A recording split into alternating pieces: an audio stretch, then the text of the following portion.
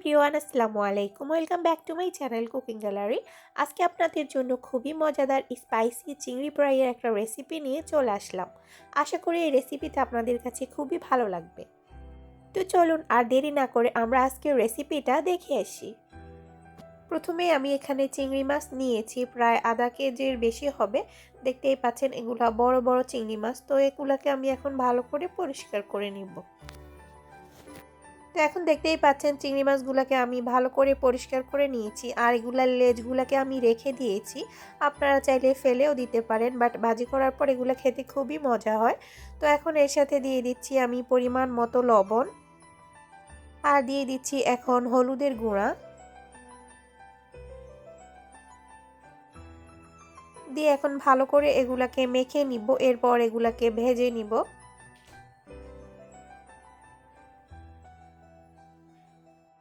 তো চিংড়ি মাছগুলো আমার মেখে নেওয়া শেষ, এখন চলে যাচ্ছি এগুলা ভাজতে। তো এখন একটা পাইপ্যানে আমি পরিমাণ মতো তেল দিয়ে দিচ্ছি চিংড়ি মাছগুলো ভাজার জন্য। এখন চিংড়ি মাছগুলা দিয়ে দিচ্ছি। তো এখন আমি চিংড়ি মাছগুলা দিয়ে দিয়েছি, দেখতেই পাচ্ছেন। তো যখন একটা পাশ হয়ে যাবে এগুলাকে আমি উল্টিয়ে আবার অপর পাশটাও ভেজে নেব। তো এখন সবগুলা চিংড়ি মাছকে আমি উল্টিয়ে দিচ্ছি।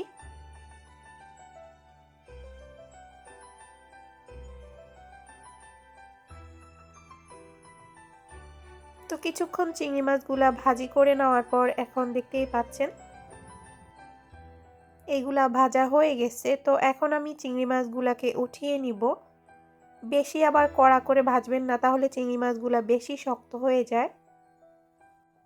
তো এখন আমি সবগুলা চিংড়ি মাছ ভেজে নিয়েছি, দেখতেই পাচ্ছেন। তো যে তেলগুলো আছে আমি ওইটার মধ্যে এখন দিয়ে দিব পেঁয়াজ কুচি। তো আমি এখানে বড় সাইজের 2টা পেঁয়াজ দিয়েছি। তো পেঁয়াজগুলোকে এখন একটু নরম করে নিব। এরপর দিয়ে দিচ্ছি পরিমাণ মতো লবণ। তো লবণটা দেওয়া হয়ে গেছে, এরপর দিয়ে দিব আমি এর মধ্যে আদা রসুনের পেস্ট।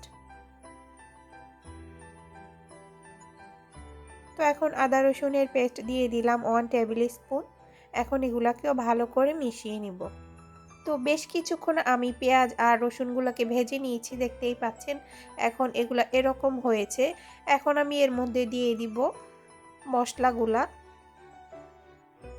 প্রথমেই দিয়ে দিচ্ছি আমি হাফ চামচ হলুদের গুঁড়া, এরপর দিয়ে দিচ্ছি এখন মরিচের গুঁড়া, সেটাও আমি এখানে আধা চামচই ইউজ করেছি। এরপর দিয়ে দিচ্ছি এখন ধনে আর জিরা গুঁড়া, সেটা আমি আধা চামচ থেকেও কম ইউজ করেছি, একদমই অল্প। এখন আমি দিয়ে দিচ্ছি এখানে ম্যাগি ম্যাজিক মশলা। আপনাদের কাছে এটা যদি না থাকে তাহলে স্কিপও করতে পারবেন, আর দিলে একটু টেস্ট ভালো হবে। তো আমি এখানে অর্ধেকের মতো ইউজ করেছি। এখন এগুলাকে ভালো করে মিশিয়ে নিব। আর এখানে কিন্তু আমি কোনো রকম পানি ইউজ করব না, পানি ছাড়াই কিন্তু এই মশলাগুলোকে এখন আমি ভালো করে কষিয়ে নিব। এখন দিয়ে দিচ্ছি বেশ কয়েকটা কাঁচামরিচ মাঝখান দিয়ে কেটে তারপর দিয়ে দিয়েছি।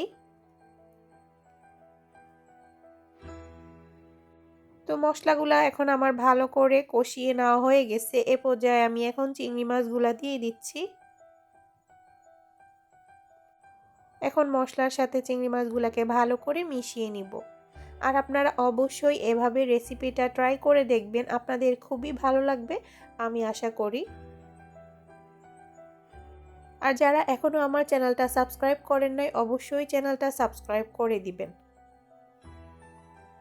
আর আপনারা চাইলে আমার ফেসবুক পেজ কুকিং গ্যালারিও কিন্তু ফলো করতে পারেন। তো এখন আমি চিংড়ি মাছগুলোকে ভালো করে মিশিয়ে নিচ্ছি, দেখতেই পাচ্ছেন। এরপর দিয়ে দিচ্ছি এখন ধনেপাতা কুচি। তো ধনেপাতা দিয়ে দিয়েছি, এখন আবার ভালো করে এগুলাকে মিশিয়ে নিব। মেশানো হয়ে গেলেই আমার রান্নাটা পুরোপুরি ডান।